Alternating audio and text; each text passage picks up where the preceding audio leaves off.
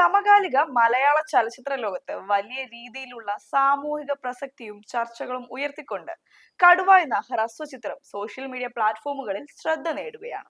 വയനാട് എന്ന മലയോര മേഖല ഇന്ന് നേരിടുന്ന ഏറ്റവും വലിയ പ്രതിസന്ധിയായ അനിയന്ത്രിതമായ വന്യമൃഗശല്യത്തെയും അതിനിടയിൽ പെട്ടുപോകുന്ന സാധാരണ മനുഷ്യരുടെ ഭീതിയും അതിജീവനവും നിറഞ്ഞ ജീവിത കഥയുമാണ് ഈ ചിത്രം ക്യാമറ കണ്ണുകളിലൂടെ അവതരിപ്പിക്കുന്നത്.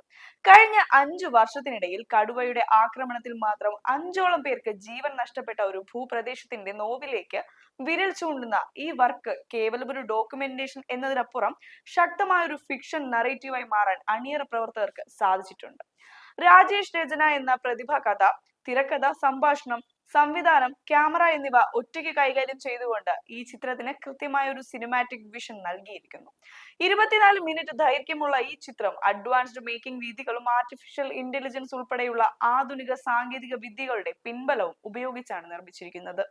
ഇതുകൊണ്ട് തന്നെ ഒരു ഹ്രസ്വചിത്രം കാണുന്ന ലളിതമായ ഫീലിൽ നിന്നും മാറി ഒരു തിയേറ്റർ എക്സ്പീരിയൻസ് സമ്മാനിക്കുന്ന തരത്തിലുള്ള വിഷ്വൽ ക്വാളിറ്റിയും ഡെപ്തും ഇതിന്റെ ഓരോ ഫ്രെയിമിലും ദൃശ്യമാണ്.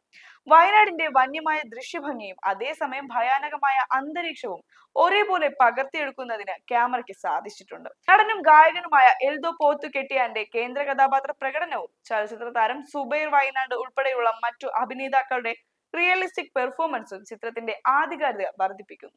ബിജു സി ആചാര്യയുടെ വരികൾക്ക് ഷിജോ ബേബി ഈണം പകർന്ന കലാഭവൻ ഗോപകുമാറും സുമാ സ്റ്റാലിനും ആലപിച്ച ഗാനങ്ങളും സുദീപ് ശ്രീധറിന്റെ കൃത്യമായ എഡിറ്റിംഗും ചിത്രത്തിന് മികച്ചൊരു വാണിജ്യ കലാപരമായ ബാലൻസ് നൽകുന്നുണ്ട്.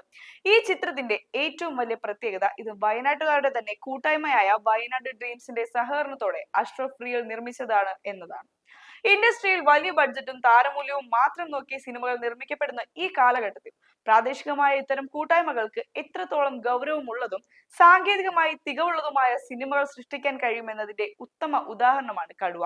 പൈസ മുടക്കി വലിയ പരസ്യങ്ങൾ നൽകി സൃഷ്ടിക്കുന്ന ഹൈപ്പുകളെക്കാൾ ജനങ്ങളുടെ യഥാർത്ഥ പ്രശ്നങ്ങൾ സിനിമയുടെ ക്രാഫ്റ്റിലേക്ക് കൊണ്ടുവരാൻ അതിന് ലഭിക്കുന്ന ഓർഗാനിക് സ്വീകാര്യതയാണ് MJ ഫിലിംസിന്റെ യൂട്യൂബ് ചാനലിലൂടെ റിലീസ് ചെയ്ത ഈ ചിത്രത്തിന് ലഭിക്കുന്ന അഭിനന്ദന പ്രവാഹങ്ങൾ തെളിയിക്കുന്നത്. സൂപ്പർഫിഷ്യലായ ഘടകങ്ങൾക്ക് പിന്നാലെ പോകാതെ കഥാപരിസരത്തിന് അനുയോജ്യമായ കാസ്റ്റിംഗും ലൊക്കേഷനും തിരഞ്ഞെടുത്തത് ചിത്രത്തിന്റെ ക്രിയേറ്റീവ് ഡയറക്ഷനെ കൂടുതൽ ദൃഢമാക്കുന്നു. കേവലം വിനോദത്തിനപ്പുറം സിനിമ എന്ന മാധ്യമത്തിന് സമൂഹത്തോട് പുലർത്താൻ കഴിയുന്ന ഉത്തരവാദിത്വം എന്തെന്ന് ഈ കൊച്ചു ചിത്രം നമ്മെ ഓർമ്മിപ്പിക്കുന്നുണ്ട്.